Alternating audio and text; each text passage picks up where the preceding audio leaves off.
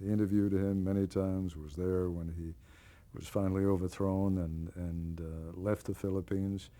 Um, in fact, at one point, there was a great moment. The presidential palace in those days was known as Malacanang. I assume that it still is, and that the president of the Philippines, I haven't been back in a long time, still lives in Malacanang Palace, and they have beautiful gardens. And Marcos, who was in deep trouble already, was due to give what they call their State of the State address before the Filipino Congress. And I had dinner with him the night before and had asked him if my cameraman and I could ride over to the Congress with him in his limousine.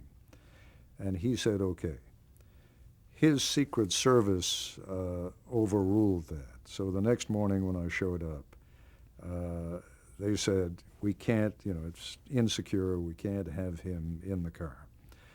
So Marcos said, all right, I'll tell you what, get in the car, get your cameraman in the car, we will drive to the gates of Malacanang, and then we'll turn around and come back, which was very nice of him to do. At least it gave us that shot. What he had forgotten and what I didn't know was that Filipino television was covering all of this live. And I could hear the Filipino announcer who was doing this in English.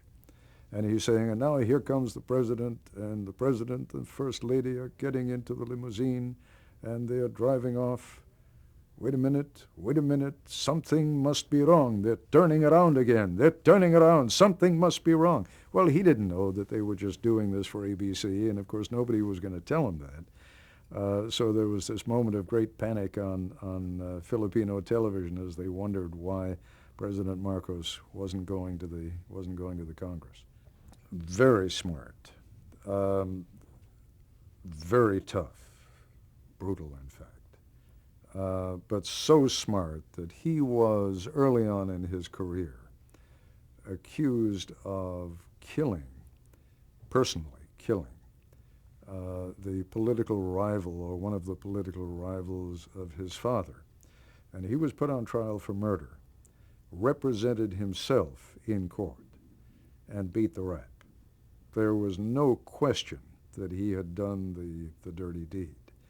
But Marcos was so good in court and so good as a politician. I remember going campaigning with him out in the barrios. And he would ask the people, he would have all the local officials there with him.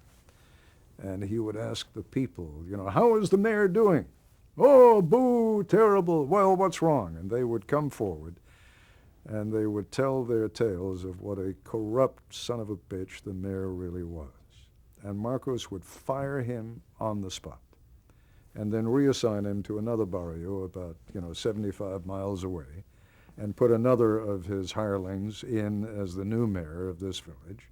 And he would be just as corrupt, and the old corrupt guy would still be corrupt in the new barrio. But Marcos was just brilliant at playing the crowd.